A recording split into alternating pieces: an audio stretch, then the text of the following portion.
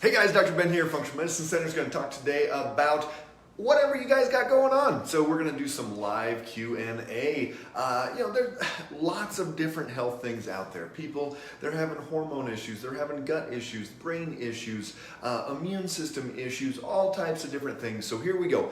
Pop down below any questions you have. We've got a whole list, so if you don't have any, we're going to have things to go through as well. But I'm pretty sure every single one of you has a question that you're kind of dying to ask and wanting to get some information on. Some of the things, if you're asking for specific dosage and some of those things, not going to be able to dig into that quite as much because it's going to be individualized, body size, what your blood work shows, all of those different things. But at least bring it up and hey, would this be good to take? And we can dig into the why. And that's really what I want you thinking about, even as we go through these live Q&As here, is to be going through and thinking, why is this happening in this person's body? So not just about you, but everybody else that you're watching here. Why are they having these issues? What is it ultimately going to need to get better to fix these underlying imbalances, and not just what's the magic supplement to do this? So even if somebody asks that and we bring that up, always be thinking in the back of your mind, why is the body having these issues?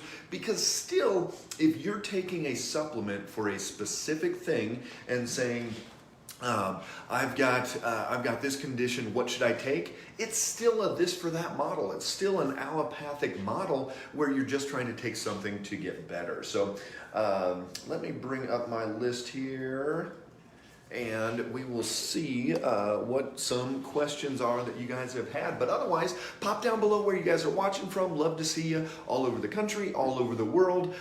Tons of people out there that are having health issues, that want to get stronger, that want to get their immune system better. This is the place to be, to gather information, to have great dialogue, and to hear other people's stories and be encouraging to different people. So let's see, I'm just getting my list brought up here. So again, pop down below where you guys are watching from, what specific questions you have, and we will just go through and figure these out. Let me bring this one up if I can. And not seeing anybody come in yet. So some of the common things that we're seeing questions on, and that did not come through Brittany, some of the common things that I'm seeing questions on are going to be a lot about what can we do for our immune system? We're sending our kids to school, a lot of these different things, and what should we be doing for that? And so ultimately, doing the things that don't decrease your immune system are going to be great. Hey Nancy, good to see you up there in Steamboat. I got it, Brittany, we're good there. Here's what we see.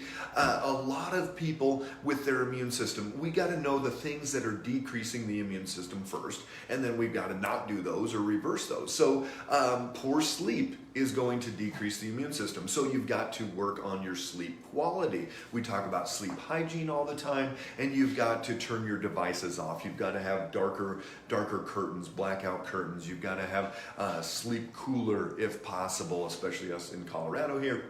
Nights are already getting colder, so it's easy to get down into the 60s at night in your bedroom and start sleeping cooler. Put a blanket over you. I slept great last night. It was cooler finally. The heat is finally broken.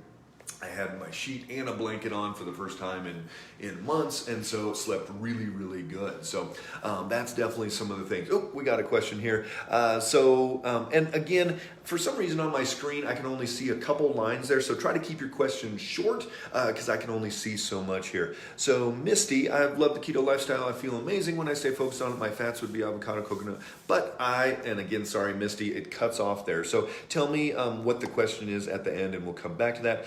Chris, so what is the immune system? Can you point it out in an autopsy? So Chris, no, the immune system is not like, ooh, this is the vein that's going through the body.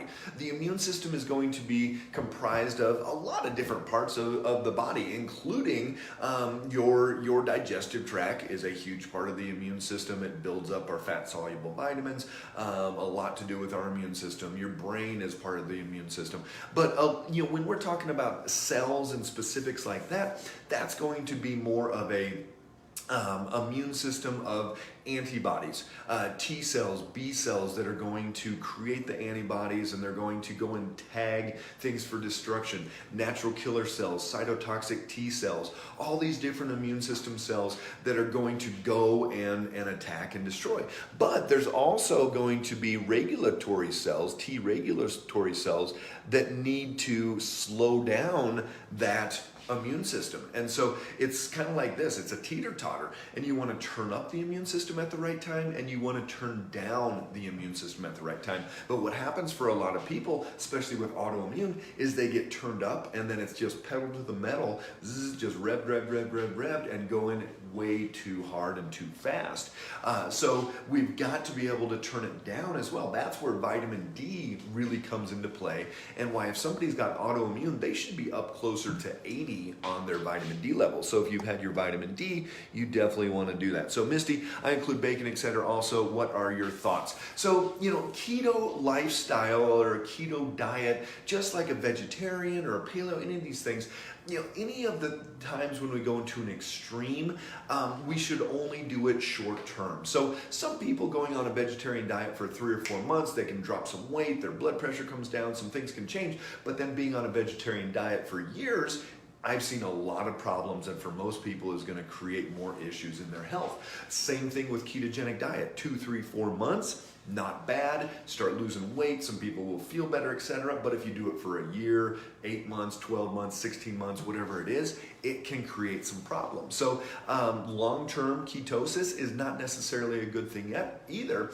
So what I would suggest is going into some cycling, where you might do a week or two ketosis and then you pull out. Right now I'm doing a month on, month off type of a situation here, and pushing, trying to eat more, do some heavier lifting, some things like that for a month, and then lower it down, do some more cardio, lighter lifting, more ketosis during that time, and see what body weight does, and see how the body responds to those. Because remember, no matter, if you look at 1,000 or 5,000 years ago, no matter where somebody was, it was not a consistent, all year long I'm doing ketosis, all year long I'm doing intermittent fasting. Certain times of the year, people wouldn't intermittent fast. So you need to do some variety in through there.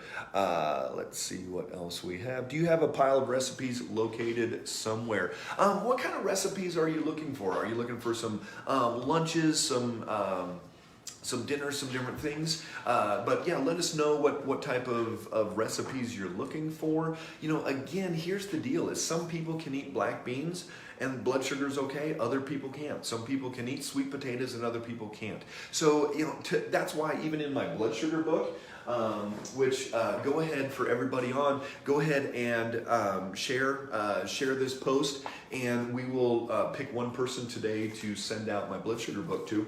So go ahead and share that with anybody out there. So even in that blood sugar book, I don't have a recipes, meal plan, menus, anything like that, because it's way more individualized, and so you've got to be a lot more specific in there. So Alan, prolonged lymph node swelling post infection.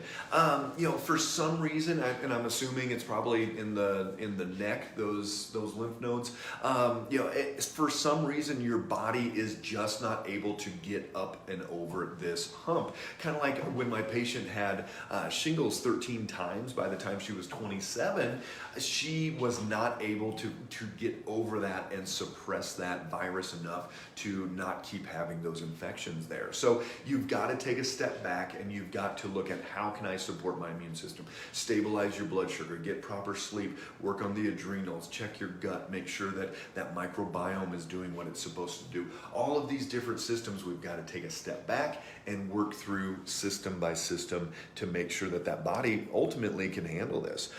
Tammy, are there foods that can help boost our immune system? Well, again, think about it. Just like we were saying, there's things that can suppress it, sugar and a lot of those things. So, we stay away from that. So I talked yesterday about belly fat, and we say, okay, stay away from sugar, stay away from any of the calorie drinks. So if you're drinking calories, even like a chai tea from Starbucks, any type of lattes or pumpkin spice things or anything like that, you've got to stay away from those. Give me a thumbs up if you guys have cut down on sugar over the last 3 to 6 months. Hopefully a lot of you are deciding to do that and really taking that challenge to decrease your sugar intake dramatically. So, there's some thumbs up coming up. Good job, guys. So what we've got to do is we've got to keep that blood sugar as steady as possible. We've got to get quality sleep. We've got to change our emotional state, get out in nature, have more faith, more prayer, more hope in good things. Turn off the news, turn off the TV. All of those things are going to be helping that immune system as far as foods go. Lots more vegetables. You want to be careful of fruits though, because a lot of fruits are going to spike that blood sugar. So you've got to be careful with the fruits. Most grains are not going to be constructive at all. So keeping grains to a minimum is going to be best for the immune system. Even oatmeal or any Ezekiel bread or anything like that, most of those are not going to be constructive. So keep that blood sugar as steady as you can. Let's see. So start and then low carb.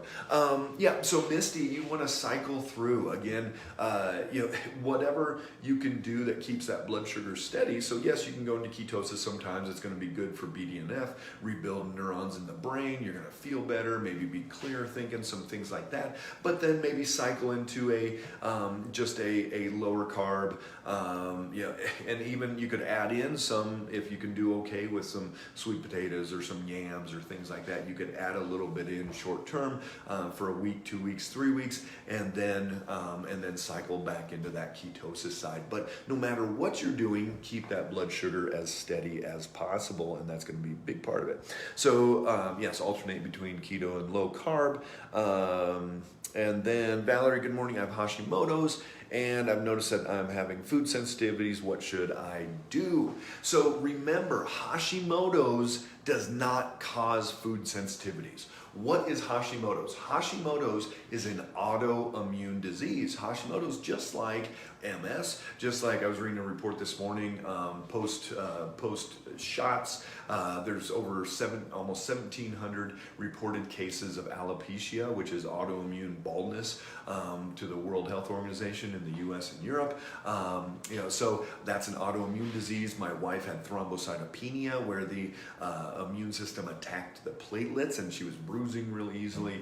We've got rheumatoid arthritis and lupus, all these different things. Hashimoto's is just one more autoimmune condition. It just happens to be either attacking your thyroid, and I'm going to ask you this, and I want you to tell me on here, Valerie, which type of Hashimoto's do you have? And anybody out there that knows which type you have, give me a thumbs up. And I'm going to guess we're not going to see a lot of thumbs up because so many of you don't know which of the two types of Hashimoto's that you have. So Hashimoto's is autoimmune. Autoimmune is usually coming from leaky gut as a huge part of this process. So autoimmune conditions, almost every single person has leaky gut. And yes, there's markers that we're looking for, but we're going to work on their gut almost regardless, just because it is so prevalent in there. And so if somebody has leaky gut, very likely they have food sensitivities as well. That's why we don't do a food allergy test on day one, because we know, we've seen people come back after doing a food allergy test,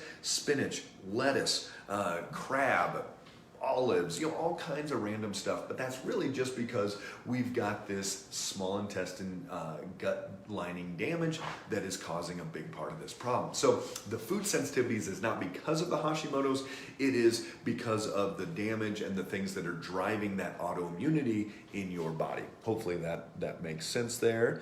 And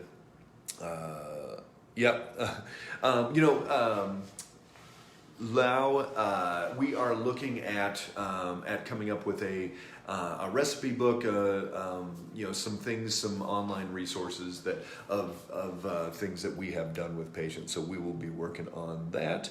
And how long after eating should you test blood sugar? Will blood sugar spikes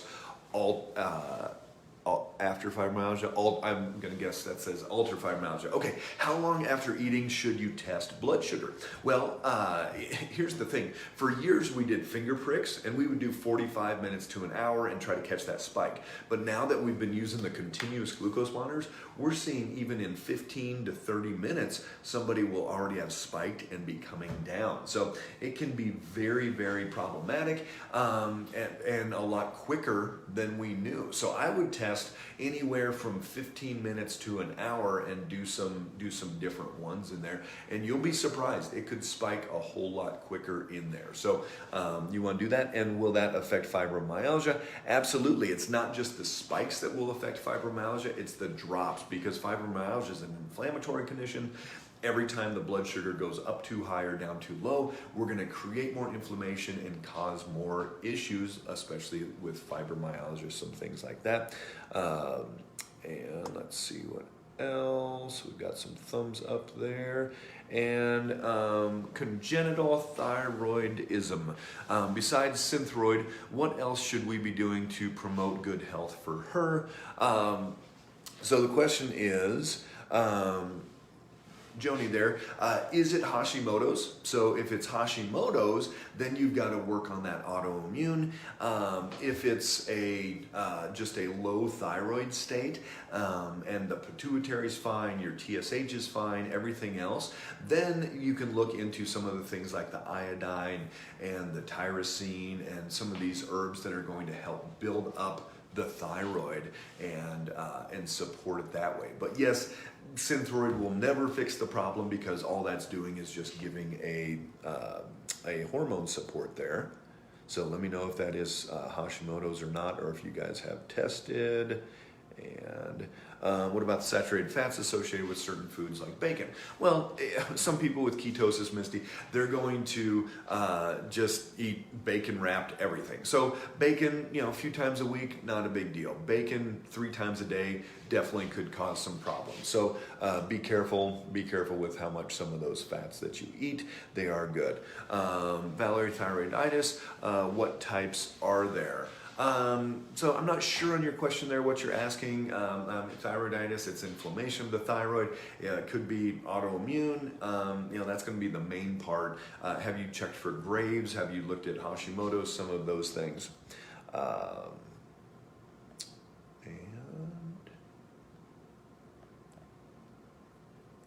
Which CGM do you recommend? We use the Dexcom 6 in our office, and so we've found, none of them are perfect.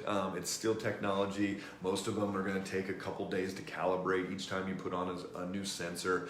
It's going to, sometimes they're a little bit higher range, sometimes a little bit lower range. So none of them are perfect, but it's way easier and way better than poking your finger every day, even though we've done that with thousands of people. Where do you get one of the armed glucose monitors?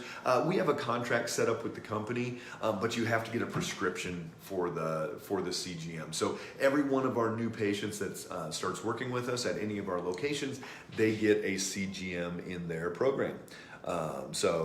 Yeah, it's otherwise you have to get them from your doctor, and most of the time they're not going to prescribe those unless you are diabetic. What about celery juice daily? Do you recommend for inflammation? Celery juice, that really came to the forefront of kind of the natural health world when the medical medium was talking about it for thyroid issues, and then a lot of thyroid issues are Epstein-Barr. So celery juice can be helpful. I've had patients that have done it every day. I've done it in the past. Costco even had these jugs for a while of celery juice. I was kind of bummed that they got rid of them. It was pretty yummy. But can that be helpful for inflammation? Potentially. There's other things that are going to be better, and celery juice is working on other systems better than the inflammatory process. But yeah, celery juice, way better than carrot juice, way better than beet juice, apple juice, things like that are going to spike that blood sugar. So as long as your blood sugar is staying steady with celery juice, go ahead and keep doing that one. So Valerie, what types of Hashimoto's are there? What is good for gut health? So 2 types. One type, TPO antibodies, they are going to tag the thyroid itself for destruction. So if you have TPO antibodies, that's the thyroid. If you have TG, thyroglobulin, that's the bus that transports T3 and T4 around the body. So You've got to know which type, because if it's the bus that's being attacked and you're not transporting, you could have all the T3 and T4 in the world, but not getting it to your tissues. So what is good for gut health? What we like to do is not just add in a probiotic, because most of the time the bad stuff is so high that just a little bit of good stuff is not going to be enough. So what we like to do is bad stuff, kill it off first, then add in good stuff, and sometimes we need to do that 2 or 3 rounds of different types in there. So you not only have to take good stuff, you have to get rid of the bad stuff as well. And Joni, 7-year-old endocrinologist, hasn't mentioned Hashimoto's to us. Should we have her tested? Yes, I would test for both Hashimoto's and Graves' disease, and just make sure that there's no autoimmune at all going on, because that's pretty weird that a 7-year-old is going to be having thyroid issues. They might just go, oh, it's genetic or whatever, but I would definitely rule out autoimmune if they have not yet. Hey Tam, good to see you out there in California. Nicole, great to see you yesterday. The testosterone. So testosterone low is going to, and less than 2.5 is pretty darn low. Remember, we got to figure out why testosterone is low in the first place. And we did a video on, I think that was Monday on that one. And with that, testosterone low is usually because DHEA is low. DHEA turns into testosterone, testosterone turns into estrogen.